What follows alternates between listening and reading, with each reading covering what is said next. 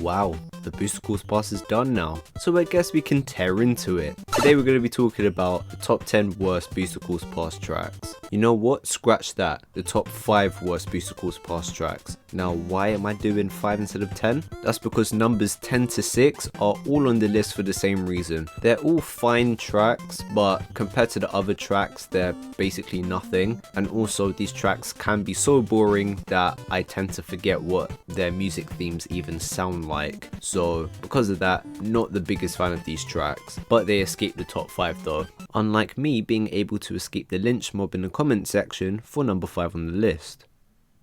Is Cooper Cape. Now I'm going to be honest with you, Cooper Cape isn't one of my favourite weed tracks. I'm honestly asking to get crucified at this point. But I think we can all agree that it's a pretty solid track with solid theming and is a lot of fun to play on in the original. Now in my opinion, I feel like certain tracks only work under certain Mario Kart engines, and I feel like Cooper Cape is one of these tracks. In Mario Kart Wii, you fly off of jumps and ramps, and this is just not the case in Mario Kart 8 Deluxe. It's more of a bunny hop now, which I do think is fine for most tracks, but for some reason it kind of takes the life out of Cooper Cape in my opinion. Speaking of lifeless, this is definitely one of the most deadest looking tracks in the Booster Course Pass. I am not a fan of how this track looks. It's again one of those tracks that absolutely neglected detail and texturing, which is very frustrating when you compare it to other tracks in the Booster Course Pass, or even just base 8. This track also feels inflated and empty, which really sucks. I feel like this could have been one of those retro tracks that could have taken advantage of a Mario audience, like Koopas, Koopa Paratroopers, Shy Guys, Yoshis, etc. But the stage feels very uninhabited and not as exciting.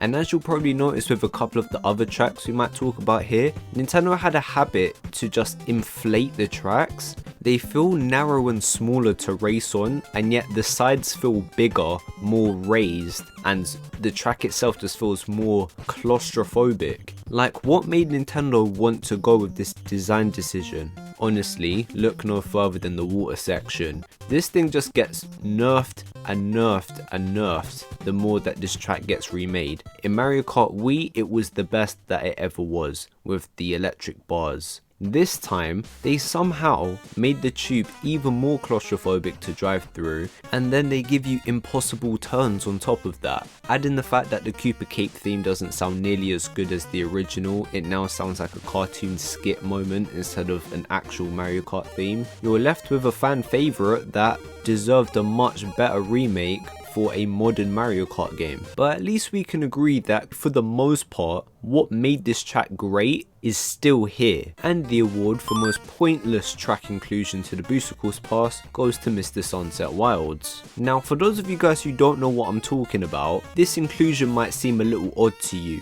As you can see on the screen, this seems like just a regular desert stage. Seems pretty harmless, right?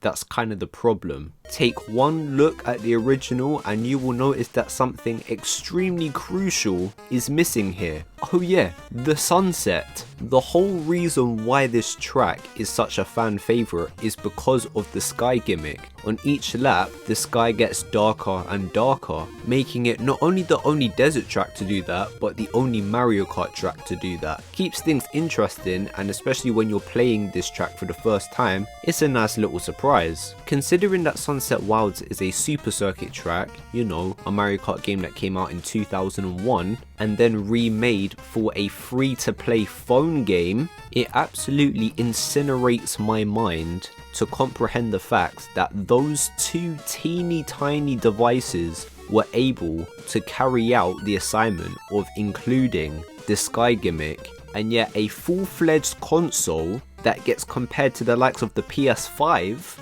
doesn't know how to do that. And then you have the audacity to tell me that Nintendo did nothing about it via update when Wave 6 came out, meaning that we're stuck with this dead version that's absolutely pointless. What's the point of including this track if you're not going to include the thing that makes the track? That's like if Rainbow Road wasn't a rainbow. Okay, let's ignore the gimmick. As outrageous as that is, how about the track itself? I mean, after all, SGB, we saw your reaction to it. You didn't even realise that the sunset was missing. when you actually reacted to it. Okay, number one, yes, that is true. I know I'm slow. But two, now that the main gimmick is gone, it just feels like any other desert track. And when it comes to any other desert track, it's not exactly going to be the most exciting. Imagine that. A Game Boy got it right, your phone got it right, but your Nintendo Switch didn't get it right. That is wild. But do you know what isn't wild? Subscribing to the channel if you haven't done so already. You see what I did there? Basically, if you love Mario Kart, you'll pretty much love this channel. We do tend to cover it quite a bit here. So make sure that you hit the big red subscribe button and hit the bell notification so that you don't miss a single one of my videos. Thanks. Another thing that isn't wild is Mario Circuit 3 coming in at number 3. Okay, that part definitely is wild. Now I'm gonna keep it 1,000 with you guys. I actually feel a little bit bad putting this track on the list. I have such a soft spot for the Mario Circuit SNES tracks. Don't ask me why, it must be nostalgia or just charm, because I actually don't hate this track, I'm just disappointed in this track. Considering that Mario Kart 8 is super famous for completely revamping pretty basic courses, seeing this one stay as a pretty basic course, and go back to what I said earlier, I have a soft spot for the SNES Mario Circuit tracks, it's disappointing that this track could have been so much better. I mean, what we did get is nice and colourful.